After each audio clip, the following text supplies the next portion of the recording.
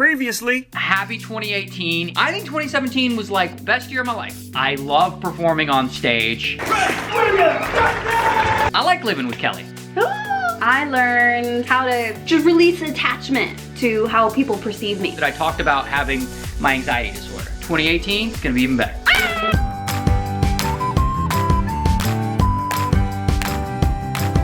Hey guys, so it's been a pretty good week this week, I gotta say. You remember how I said that 2017 was the best year of my life for all these reasons? One of the things that I didn't name was that I had been doing these sketches all year for the last 2 years. The sketches that you had seen mostly on Facebook, you know, just silly things where me and my friends just go out and film the shit. Like, those are just crushing. 10 million views, 25 million views. I think the biggest one has 90 million views. How do you fathom that many people? I don't know. I don't know if I have. That's a whole country. That's a ton of people. Last year when my apartment burned down, I had to stop making these sketches for a while so that I could sort of get back on my feet. Now it's 2018 and I am able to get back into sketch making mode, which I started this week and it was fantastic. I shot 6 this week. I haven't even seen it. Well, because they're not edited. So I don't have a house, I have this apartment, but it's just one room and a redhead and a bunch of cats, so I can't film here. We actually get an Airbnb, which has been working out really well for us. So we get there, we show up in the morning, the whole cast and crew shows up. It's early, but it's fun because it's just like, you know, it's like me and my friends. And Kaja's here. Maggie's here. Lloyd's here. What's up, y'all? Hey. How you doing? And we got Lloyd from Epic Rap to come and do and be in a bunch of these. The Lloyd. The Lloyd. We're filming today. I don't know if you knew that. Oh shit, I thought we were miming today. So what I typically do is I'll write these sketches down and I'll bring them and I'll leave a little bit of room so that the cast can play a little bit. So then we just get on camera and we follow the structure, but we mess around and it's so much fun. So we did one where that's about like how everyone is talking about Trump right now and how it's all you can hear. So we have these guys playing charades and every answer that everyone gives is Trump, and they eventually turn into Trump zombies, and hilarity ensues, or at least in my mind it ensues. Did someone say Trump? This Trump is about Donald Trump, and when we Trump... I think you guys got the right idea, yeah. It's Donald Trump! Trump University! Yeah, is it Donald Trump? Nice. One more time, really even tighter. It's Donald Trump! Trump Tower! Trump Baseball! Great. Trump. That was amazing. So we got the cast playing around a lot with that. We did one where it was a politically correct police officer. Fucking Lloyd looking like Paul Blart over here. That's right. Quit trying to pickpocket freaking nudie birthday cards. Oh, hello, officer. Well, hello. Is there something I can do for you? The hell kind of shoot is this? And I came up with this character, this really polite thug. I'm sorry, did I wake you? Okay, well, I'm gonna need to get all your money. Like that kind of thing, and he's like a little ridiculous and over the top. Of course, no matter what we do, we always have to get Maggie doing something weird. We got 3 sketches down. How you feeling, Maggie? What?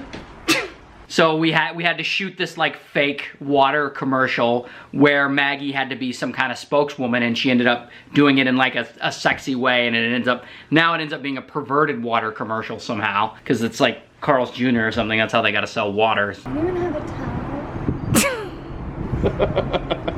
Great. I need one too. I don't know. But anyway, but they kill. I mean, we must be doing something right because they're doing really well. So I don't know if you guys have heard about this movie called The Room. It's widely considered to be the worst movie of all time. So apparently this movie is so terrible that there's no way for me to rent it. It's not on any of the streaming sites.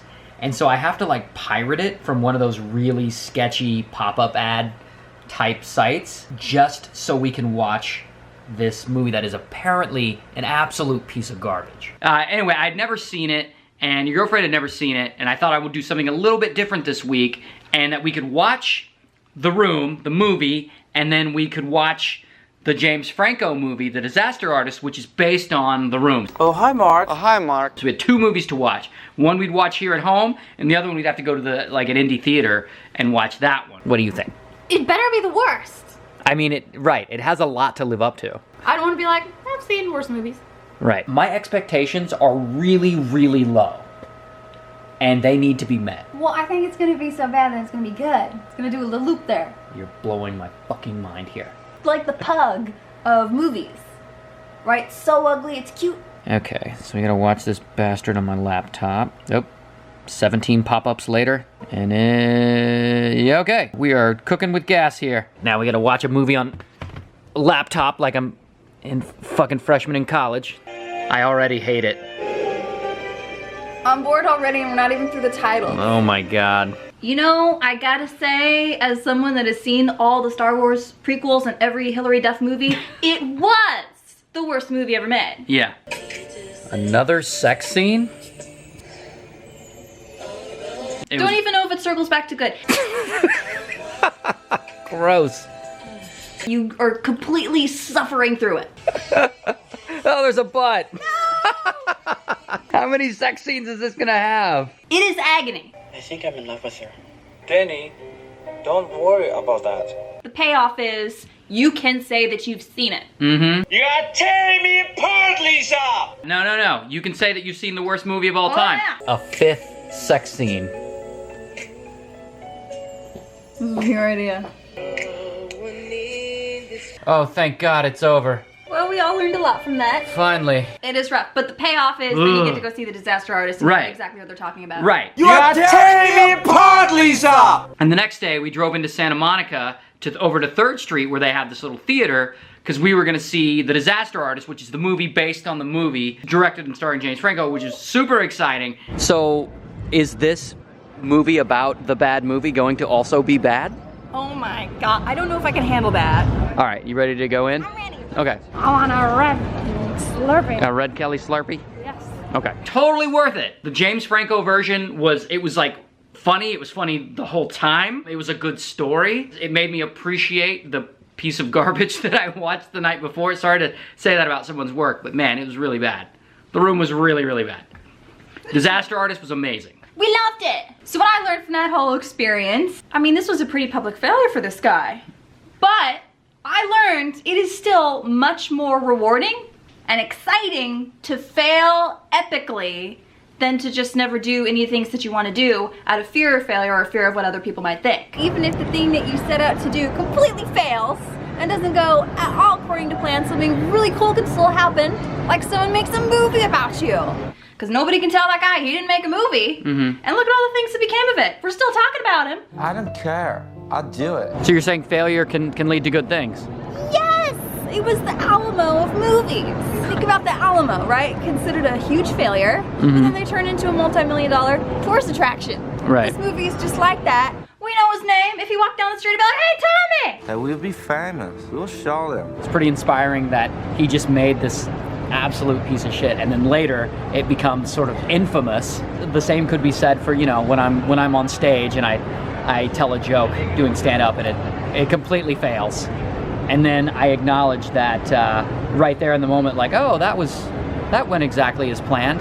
And then the audience laughs and then that becomes like the biggest laugh I get all night. So basically, my worst joke is turned into my biggest laugh. Aha! And nobody can ever take that away from you. They can never No. say that you didn't do it. Just like The Room, nobody can ever tell him that he didn't make a freaking movie. And see, there's really no such thing as failure. It's just a perception. It just means, oh, it didn't turn out the way that I wanted it to. You got a great story out of that. Mm-hmm. Oh yeah! I'll see you next week. Watch the sketches if you haven't already. They'll be coming out every few days. And go out there and fail. Go out there and fail. Do it!